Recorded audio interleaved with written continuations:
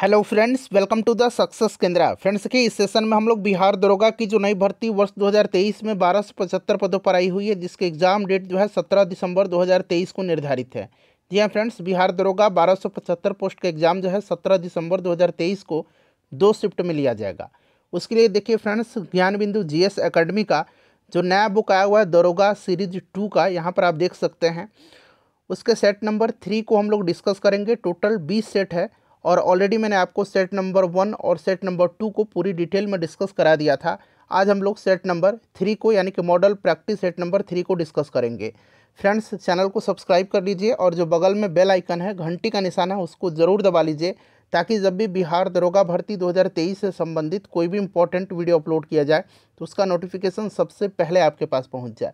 तो चलिए फ्रेंड्स, आज का सेशन स्टार्ट करते हैं। प्लीज़ एक बार सभी लोग सेशन को लाइक कर दीजिए और जब सेशन समाप्त हो जाएगा तो इसे कम से कम एक ग्रुप में अवश्य ही शेयर कर दीजिएगा। बिल्कुल, यह न्यू बुक है ज्ञान बिंदु GS एकेडमी बिहार दरोगा 1275 पोस्ट के लिए।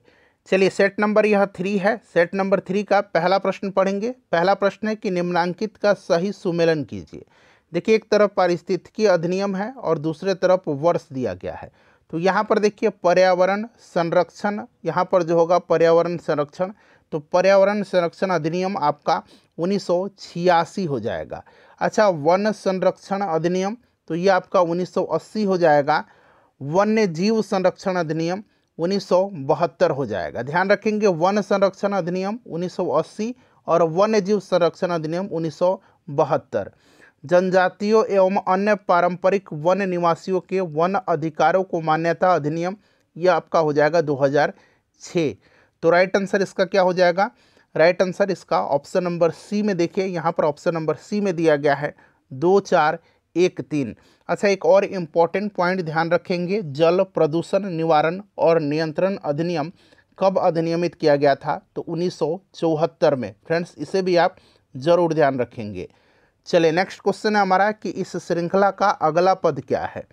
अब यहाँ पर देखिए, यह श्रृंखला दिया गया और यहाँ पर पूछा गया कि इसका जो आने वाला पद है वो क्या होगा।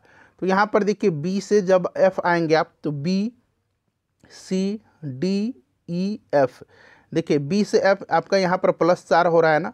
फिर उसी प्रकार से डी से एच, देखिए D E F G H, ठीक है ना।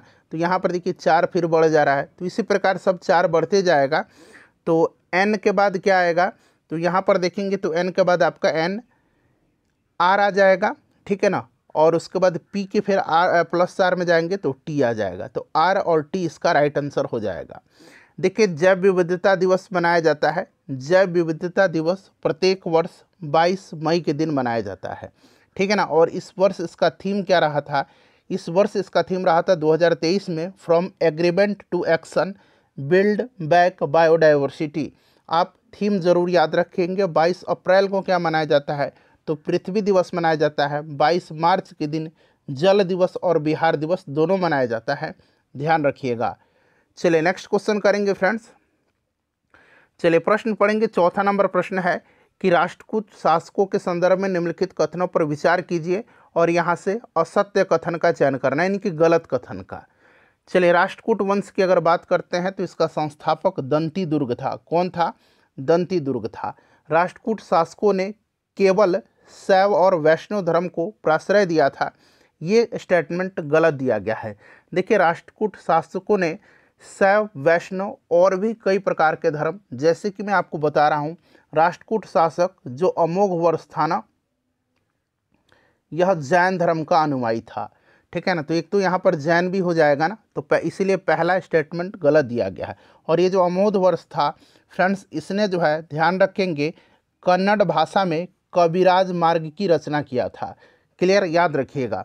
राष्ट्रकूट राज्य में प्रत्यक्ष शासित प्रदेश राष्ट्र, विषय और भुक्ति में बटे हुए थे, यह स्टेटमेंट सही दिया गया है।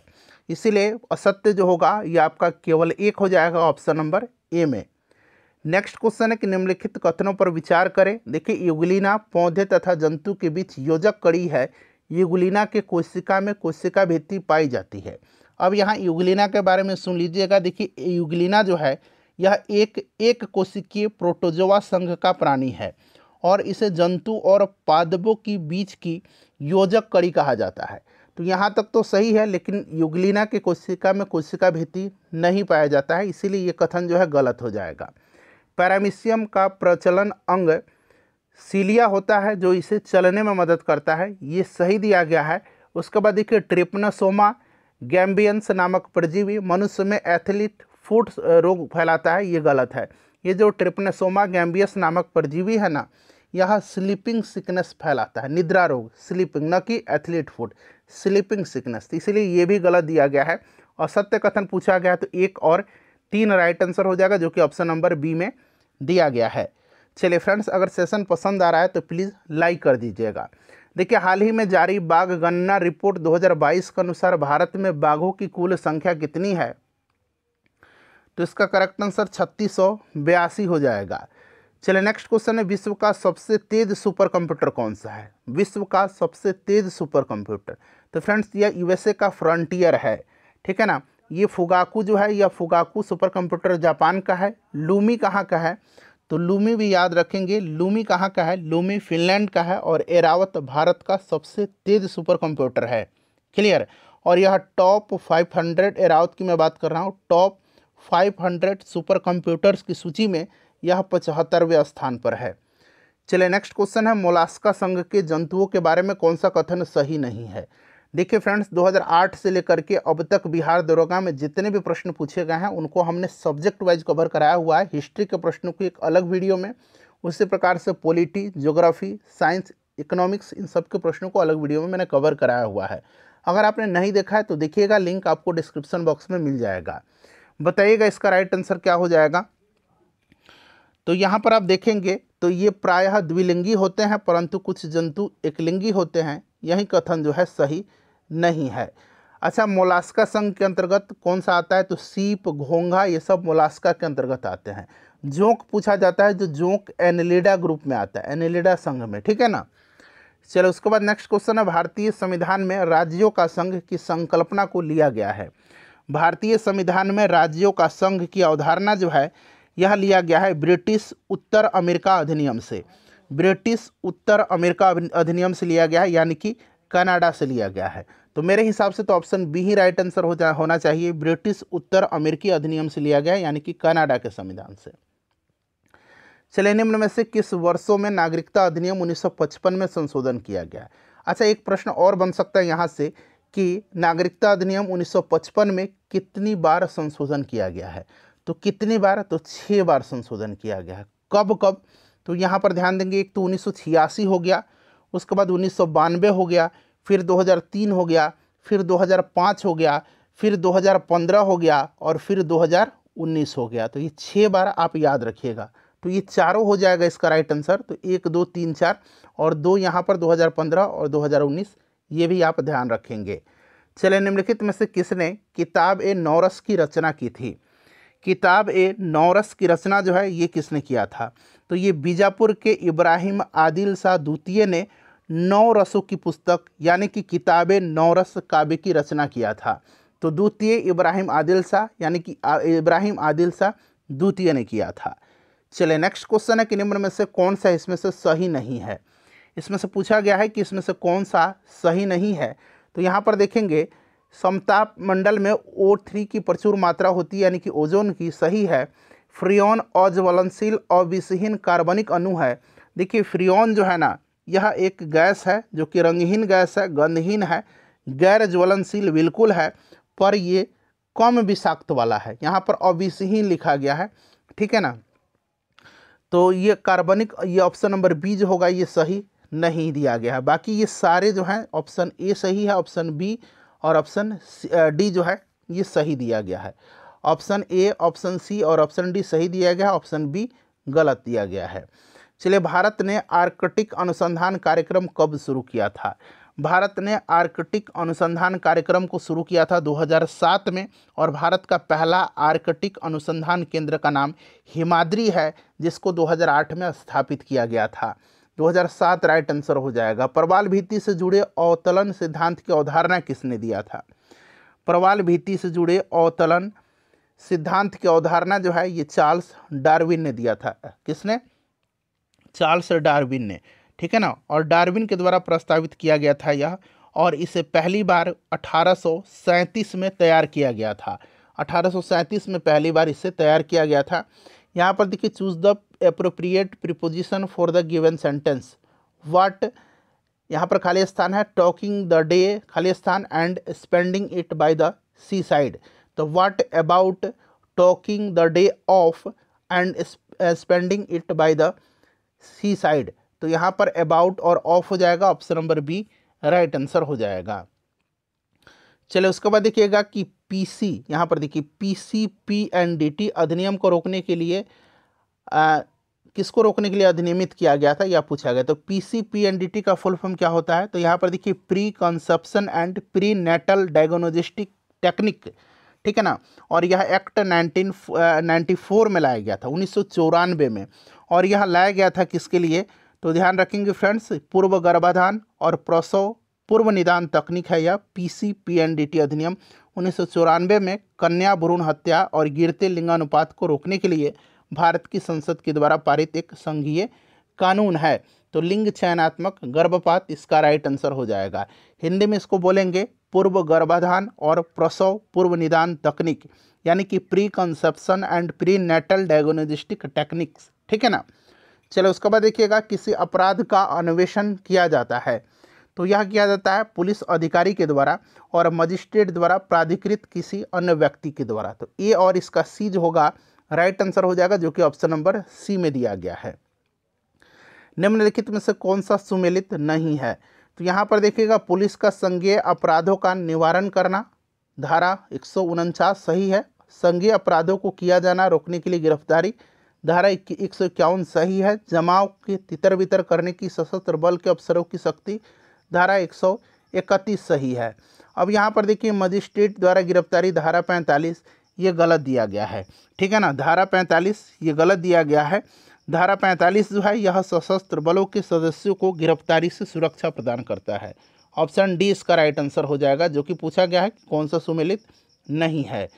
उसके बाद देखिएगा कि पुस्तक चयन समिति निम्नलिखित में से किसका उदाहरण है। पुस्तक चयन समिति जो है यह एक अस्थायी समिति का उदाहरण है, और ख़ास करके इसका उद्देश्य जो होता है पाठकों की आवश्यकताओं को ध्यान में रखते हुए सर्वोत्तम नई पुस्तकों का चयन करना है। तो यह एक अस्थायी समिति है। उसके बाद देखिए बजटिंग प्रक्रिया के कदमों को आरोही क्रम में व्यवस्थित करना है। तो सबसे पहले अगर हम बात करें तो इसमें से आपका हो जाएगा आंकड़े को एकत्रित करना, ठीक है ना। उसके बाद हो जाएगा पिछले बजटों का विश्लेषण करना और नए अनुरोधों के साथ मिलान करना। उसके बाद जो क्रम होगा ये बजट निर्माण करना होगा। अगला क्रम हो जाएगा आंकड़ों का औचित्य सिद्ध करना और बजट प्रस्तुत करना, और फिर फाइनली जो होगा बजट की व्याख्या और आकलन करना होगा। तो यानी कि इसका राइट आंसर हो जाएगा आपका 4, फिर 1, 5, 2 और 3 हो जाएगा, ठीक है ना। राइट आंसर इसका हो जाएगा 4, 1, 5, 2 और 3, option number A right answer हो जाएगा।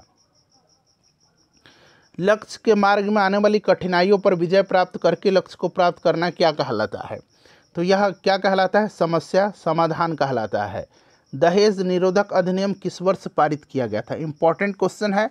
तो दहेज निरोधक अधिनियम जो है इसके बारे में जान लीजिए। सर्वप्रथम जो पहला संयुक्त बैठक बुलाया गया था यह इसी अधिनियम पर बुलाया गया था, ठीक है ना। इसी अधिनियम पर बुलाया गया था, दहेज निषेध विधेयक, ठीक है ना, इसी के लिए बुलाया गया था। 1961 इसका राइट आंसर हो जाएगा। 3 बार संयुक्त अधिवेशन बुलाया गया है, संयुक्त बैठक।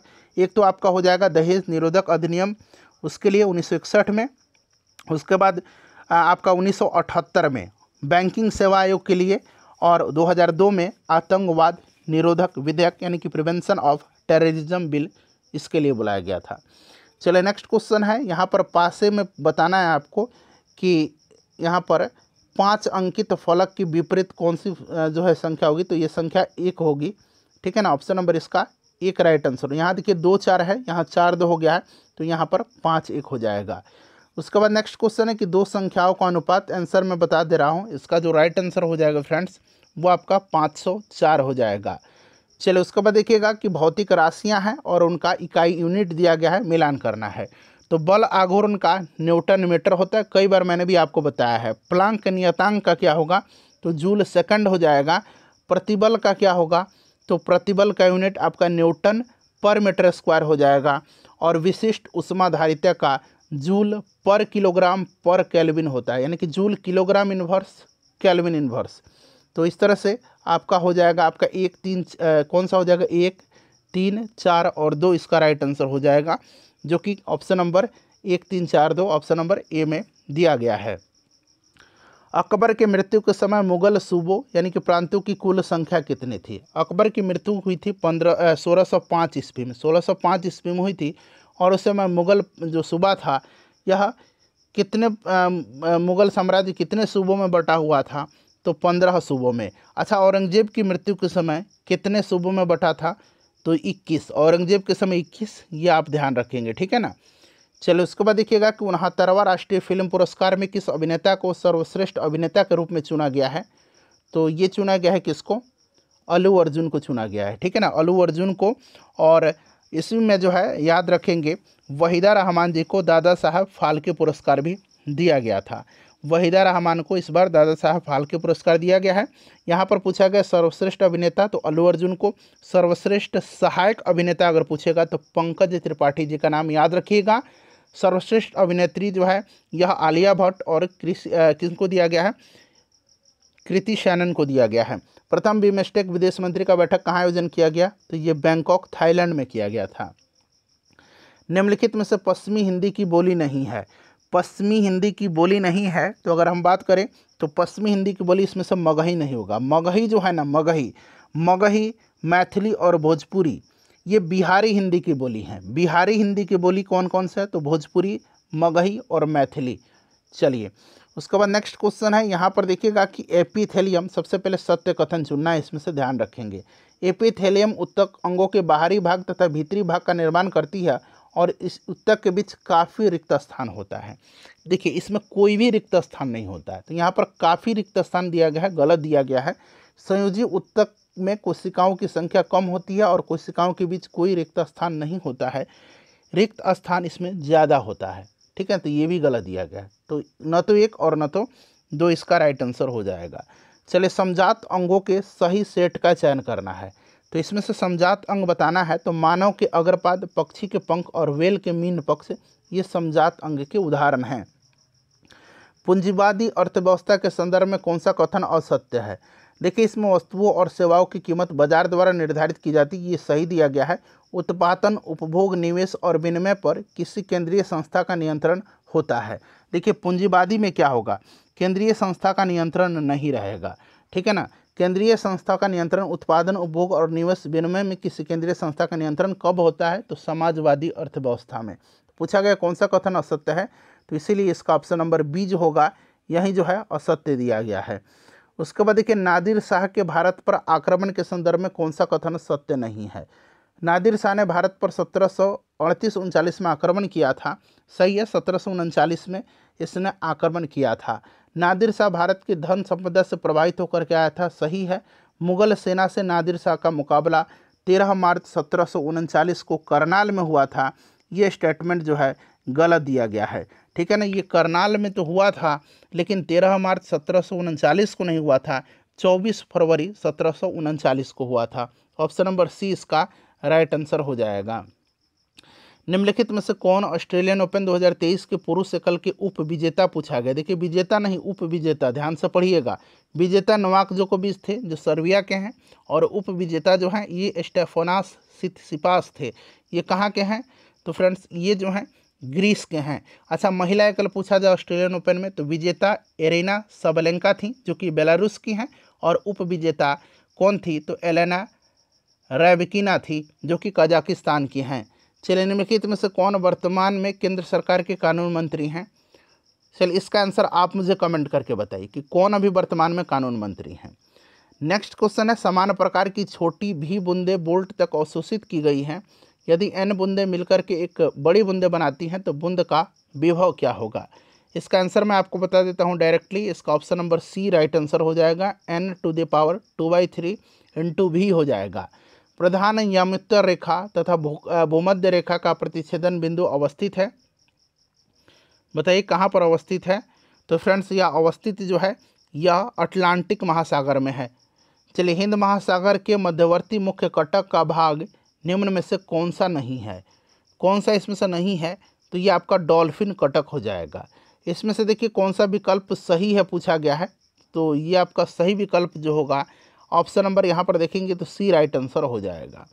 देखिए अलीगढ़ में जामिया मिलिया इस्लामिया यानी कि राष्ट्रीय मुस्लिम विश्वविद्यालय की स्थापना किस जन आंदोलन के दौरान हुई थी? तो इसकी स्थापना जो है यह 1920 में इसकी नींव पड़ी थी असहयोग आंदोलन के समय में, ठीक है ना। ऑप्शन बी राइट आंसर हो जाएगा। देखिए भी आकार के गुणसूत्र होते हैं, भी आकार के गुणसूत्र जो होते हैं ये होते हैं metacentric. Metacentric option number A right answer हो जाएगा। प्रकाश संश्लेषण के केल्विन चक्र की प्रथम अस्थायी उत्पाद कौन सी है? केल्विन चक्र की प्रथम अस्थायी उत्पाद जो है यह आपका फास्फोग्लिसरिक एसिड है। फास्फोग्लिसरिक एसिड, ठीक है ना, फास्फोग्लिसरिक अम्ल हो जाएगा। उसके बाद देखिए भारत का सर्वोच्च न्यायालय एक अभिलेख न्यायालय है। सबसे पहले तो जानिए किस अनुच्छेद में है, तो 129 में जो है इसको अभिलेख न्यायालय का दर्जा दिया गया है। इसका आशय क्या है? तो इसका आशय है कि इसके सभी निर्णय का साक्षात्मक मूल्य होता है तथा सभी अधीनस्थ न्यायालय उन्हें पूर्व उदाहरणों के रूप में प्रयोग कर सकेंगे। ऑप्शन नंबर इसका बी राइट आंसर हो जाएगा। अगला प्रश्न है कि मूल कर्तव्य में किस अनुच्छेद के अंतर्गत राष्ट्रीय ध्वज और राष्ट्रीय गान के आदर से संबंधित प्रावधान किए गए हैं? तो यह आर्टिकल कौन सा है? तो आर्टिकल यह 51 का क होगा। Option number A right answer हो जाएगा। देखिए भारत में ब्रिटिश शासन का बड़ा प्रसार वेलेस्ली के काल में हुआ था। वेलेस्ली के संदर्भ में निम्न कथनों पर विचार करिए और इसमें से सत्य कथन बताना है आपको। सबसे पहले देखिए वेलेस्ली का शासनकाल 1799 से 1805 था। यही जो है गलत दिया गया है, पहले तो यही गलत दे दिया गया क्योंकि 1799 नहीं 1798 से 1805 था, 1905 हाँ ठीक है 1805 था। चलिए वेलेस्ली अपने राजनीतिक उद्देश्य पूरा करने के लिए 2 उपायों का सहारा लिया, नहीं 3 उपाय का सहारा लिया था, जिसमें इसकी सहायक संधि, खुला युद्ध शामिल था और पहले से अधीन बनाए गए शासकों का इलाका भी हड़पना था। तो ये 3 इसने उपाय का सहारा लिया था। तो यहाँ 2 दिया गया जो कि गलत है। तो पूछा गया है कि कौन सा कथन इसमें से सत्य कथन है, तो केवल एक इसका राइट आंसर हो जाएगा। नहीं, कौन सा सत्य? कोई भी सत्य नहीं, ये भी तो सत्य नहीं है। चलिए ये भी तो, क्योंकि 1798 से 1805 था, ये भी सत्य नहीं, ये भी सत्य नहीं, न तो 1 न तो 2। ऑप्शन सी राइट आंसर होगा, माफ़ करेंगे। चलिए ऑप्शन सी इसका राइट आंसर हो जाएगा। उसके बाद देखिएगा कि गलत कथन का इसमें से चयन करना है। तनु अम्ल के जलीय विलयन में अम्ल की सांद्रता यानी कि मात्रा अपेक्षाकृत कम होती है। पूछा गया इसमें से गलत कथन का चयन करना है, तो ये आपका सही दिया गया है और ये आपका दूसरा गलत दिया गया है। तो राइट आंसर इसका केवल 2 हो जाएगा। उसके बाद देखिए भारतीय कृषि अनुसंधान परिषद का हेडक्वार्टर कहाँ पर स्थित है? मुख्यालय, तो ये नई दिल्ली में है। कौन सा जोड़ा इसमें से बेमेल है? तो किर्गिज जनजाति मध्य एशिया में पाई जाती है, सकाई मलेशिया में, पिग्मी कांगो बेसिन में आपको पता है, और मसाई जो होते हैं यह पाए जाते हैं पूर्व अफ्रीका के उत्तरी भाग के आंतरिक पठार कीनिया, तंजानिया और पूर्वी युगांडा में। तो यहाँ पर अरब नहीं होगा, ये पाए जाते हैं पूर्व अफ्रीका में। तो ऑप्शन डी जो है बेमेल जोड़ा है। देखिए कौन सा एक सही सुमेलित इसमें से नहीं पूछा गया है? तो देखिए ओंटारियो कागज उद्योग के लिए प्रसिद्ध है, कनाडा में है, योकोहामा जलपोत निर्माण के लिए, डेट्रॉयट ऑटोमोबाइल के लिए और गोरनाया सूर्या सूती वस्त्र के लिए। ये गलत दिया गया है, बाकी ये तीनों सही दिए गए हैं, ये वाला गलत दिया गया है, ठीक है ना। तो पूछा गया है कि सुमेलित नहीं है, तो ऑप्शन डी हो जाएगा। गोरनाया सूर्या सूती वस्त्र के लिए नहीं, यह लौह अयस्क के लिए प्रसिद्ध है और यह रसिया में है। त्रिभुज पूछा गया है कि कितना त्रिभुज है इसमें? तो इसमें टोटल 18 त्रिभुज हैं। परीक्षा देना कैसा रहेगा, इसको है ट्रांसलेट करना अंग्रेजी में। तो friends what about appearing at the examination, ये राइट आंसर होगा। देखिए क्रांतिकारी आंदोलन की पैरवी करने वाले समाचार पत्र काल कहाँ से प्रकाशित हुआ था? परांजपे काल, ठीक है ना, याद रखेंगे परांजपे की है काल, और ये प्रकाशित हुआ था महाराष्ट्र से। अगला प्रश्न है कि केंद्र सरकार द्वारा पीएम प्रणाम योजना का मुख्य उद्देश्य क्या है? अच्छा, ये जो पीएम प्रणाम योजना है इसका शुरुआत बजट 2023-24 के दौरान वित्त मंत्री निर्मला सीतारमण जी ने किया था, और रासायनिक उर्वरकों के उपयोग को कम करना, ठीक है ना। चलिए नेक्स्ट क्वेश्चन करेंगे कि निम्नलिखित में से किसे आईसीसी पुरस्कार 2022 में men's test cricketer of the year चुना गया है? तो बेन स्टोक्स को चुना गया है। बाबर आजम को शायद ये वनडे के लिए चुने गए हैं। निम्नलिखित में से विचार करना है और यहाँ पर असत्य कथन आपको बताना। पहले देख लीजिए असत्य बताना है। तो सबसे पहले चलिए पढ़ते हैं एक एक करके। जिंक आयन पौधे के पत्तियों के रंगों को खुले और बंद होने में सहायक होता है। पूछा गया है असत्य कथन, तो ये गलत दिया गया है। उसके बाद अगर हम बात करते हैं कि वायुमंडल में आर्द्रता के बढ़ने से वाष्पोत्सर्जन की दर बढ़ती है, ये भी असत्य दिया गया है, बढ़ती नहीं है, घटती है।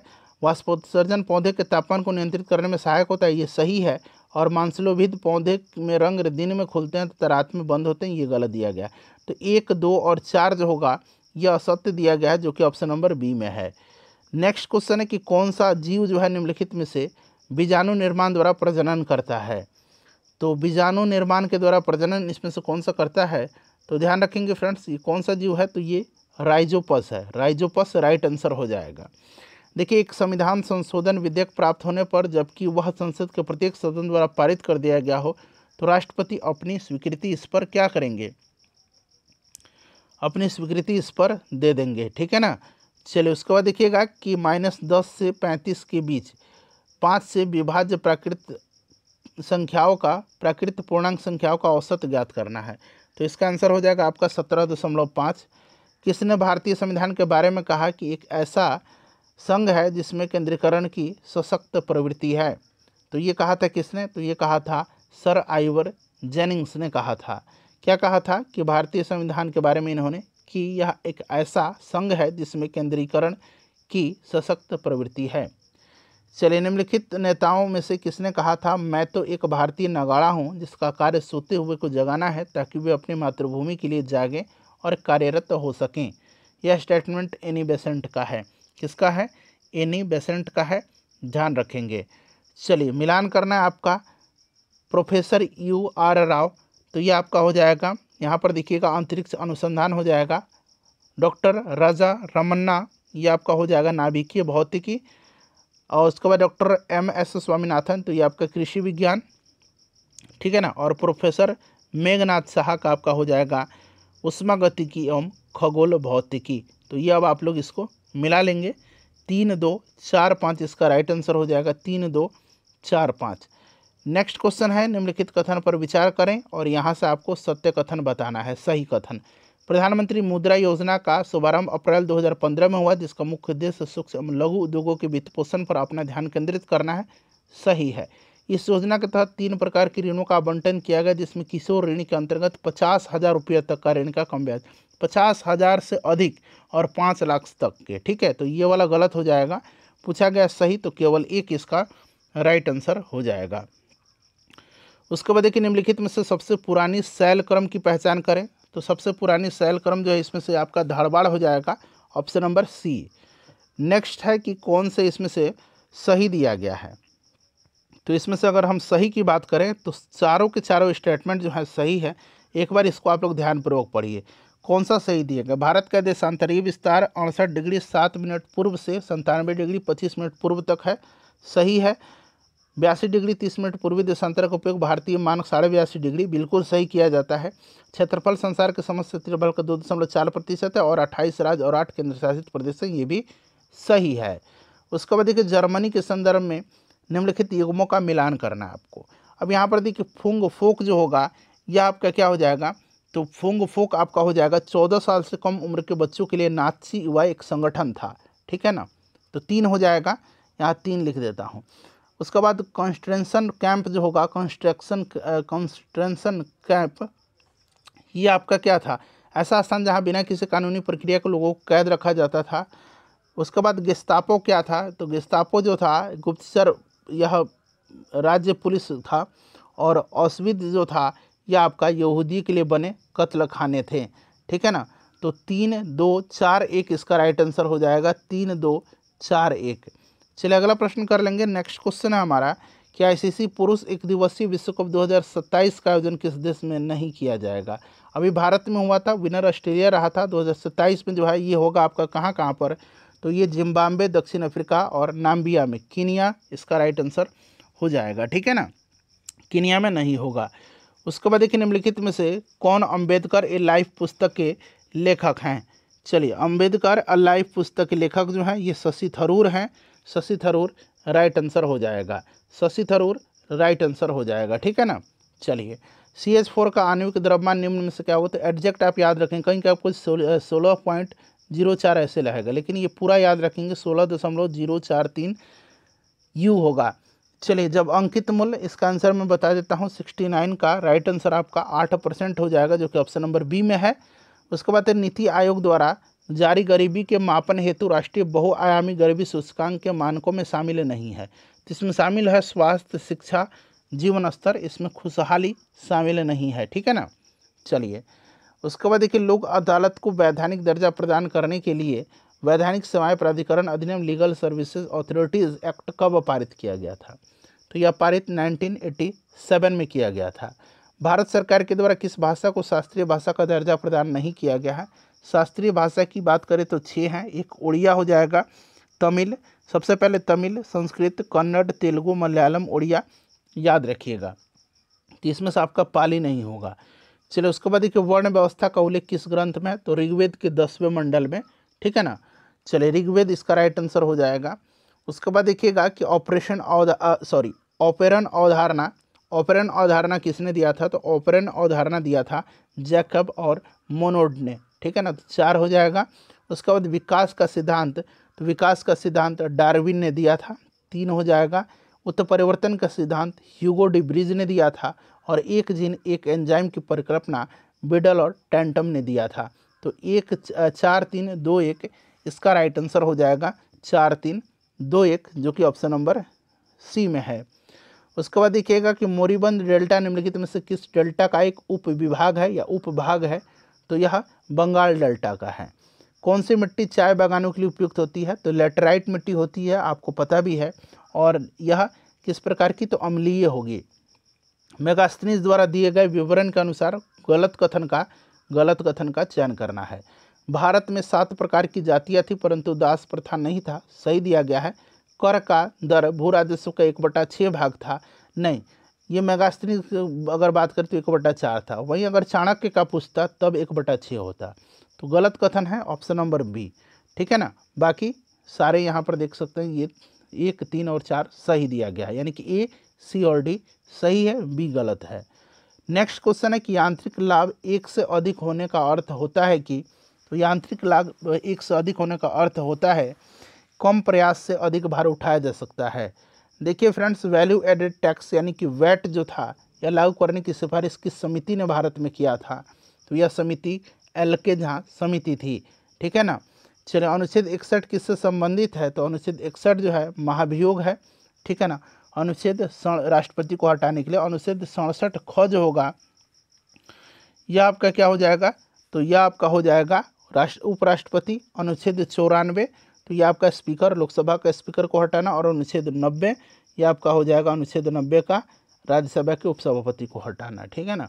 तो मिला लीजिएगा 2 3 4 1, 2 3 4 और 1 इसका राइट आंसर हो जाएगा 2 3 4 1। नेक्स्ट क्वेश्चन है कि भारतीय संविधान की प्रस्तावना में इसके सभी नागरिकों को कौन सा न्याय प्रदान करने की व्यवस्था की गई है? तो प्रस्तावना में 3 प्रकार का न्याय है, वह सामाजिक, आर्थिक और राजनीतिक न्याय है, 3 प्रकार का, याद रखिएगा। चलिए, मिलान करना है दक्षिणा पथ का स्वामी, तो यह आपका कौन सा हो जाएगा? दक्षिणा पथ का स्वामी। तो फ्रेंड्स, यह आपका हो जाएगा सातवाहन शासक। मूवेंदार बताएंगे, तो यह आपका चोल, चेर और पांड्य हो जाएगा। अश्वघोष, तो यह आपका बुद्ध चरित हो जाएगा। बोधिसत्व, तो यह आपका महायान बौद्ध धर्म। हेन्सवांग, चीनी यात्री, ठीक है ना। तो राइट आंसर इसका 3 5 1 2 4 हो जाएगा। 3 5 1 2 और 4 हो जाएगा। 3 5 1 2 4। चलिए, निम्नलिखित में से कौन राज्य सरकार आपके द्वारा पहल चलाया जा रहा है? तो यह किसके द्वारा चलाया जा रहा है? तो फ्रेंड्स ध्यान रखेंगे, यह चलाया जा रहा है महाराष्ट्र के सरकार के द्वारा। 44वां शतरंज ओलंपियाड 2022 का आयोजन कहाँ पर किया गया था? तो तमिलनाडु, चेन्नई में हुआ था। निम्नलिखित में से कौन सी नकदी फसल नहीं है? तो गन्ना, जूट, कपास नकदी है, बाजरा नकदी फसल इसमें से नहीं है। देखिए, किस क्षेत्र में मानसून पूर्व वर्षा को बोरडोई चिला कहा जाता है? बारदोली चिला भी इसको कहा जाता है, असम में, ध्यान रखिएगा। द्रव से ठोस की अवस्था में परिवर्तन को क्या कहा जाता है? इनको संगलन कहा जाता है। अष्टप्रधान नाम की मंत्री परिषद थी, तो ये शिवाजी के समय में मराठा प्रशासन में। कोई गाना गा रहा है, में कौन सा सर्वनाम है? तो कोई जहाँ भी लग जाए, यह अनिश्चयवाचक है। देखिए किसी पदार्थ की 1 मोल उसकी वह मात्रा है जिसमें उतने ही कण उपस्थित होते हैं जितने, तो कार्बन 12 जो है C12 में समस्थानिक है, ठीक 12 ग्राम के परमाणु की संख्या होती है, ठीक है ना। चलो उसके बाद देखिएगा कि कैंपोस और लानोस कहाँ पर है ये आप बताइएगा, ठीक है ना। कैंपोस कहाँ पर है, तो कैंपोस जो है ये ब्राज़ील में है, पैम्पास अर्जेंटीना में है, और लानोस कहाँ पर है ये आप कमेंट करके बताइए, ठीक है ना। ये उष्णकटिबंधीय सवाना घास के मैदान जो है ये दक्षिण अमेरिका में है, ठीक है ना। चलिए, निम्नलिखित में से कौन सा एक केंद्र लौह और इस्पात उद्योग के लिए नहीं जाना जाता है, तो इसमें से भद्रावती, सेलम, विशाखापट्टनम जाना जाता है, रेणुकूट नहीं जाना जाता है। भारतीय रियासत के शासकों के विशेष अधिकार और प्रिवी पर्सों की समाप्ति कब की गई थी, तो फ्रेंड्स ये कब की गई थी, तो 1971 में किया गया था, ठीक है ना। 1970, रेणुकूट एल्युमिनियम के लिए फेमस है, 1971 में। चलो उसके बाद देखेंगे कि राष्ट्रीय बहुआयामी गरीबी सूचकांक 2023 किसके द्वारा जारी किया जाता है, तो ये सूचकांक जो है राष्ट्रीय बहुआयामी गरीबी सूचकांक ये नीति आयोग के द्वारा जारी किया जाता है। अच्छा, नीति आयोग के CEO कौन है, तो VVR सुब्रमण्यम, ठीक है ना। और यहाँ उपाध्यक्ष पूछा जाएगा तो सुमन बेरी। संयुक्त राष्ट्र द्वारा किस वर्ष ग्लेशियरों के संरक्षण हेतु अंतर्राष्ट्रीय वर्ष के रूप में घोषित किया गया, ग्लेशियर के संरक्षण हेतु, तो ये घोषित किया गया है 2025 को, ध्यान रखिएगा, ठीक है ना। चलो उसके बाद नेक्स्ट क्वेश्चन कर लेंगे। अगला प्रश्न है कि चालू खाते के संदर्भ में रूबियो को पूर्ण रूप से परिवर्तनीयता कब घोषित किया गया था, तो ये किया गया था कब, राइट आंसर क्या होगा, तो 1994 में किया गया था, ठीक है ना। इनमें से किन्हें जैव तकनीक का पितामह कहा जाता है, जैव तकनीक का पितामह कहा जाता है करोली इरेकी को, ठीक है ना। एडवर्ड जेनर को क्या कहा जाता है, एडवर्ड जेनर को प्रतिरक्षा प्रणाली का जनक इनको कहा जाता है, ठीक है ना।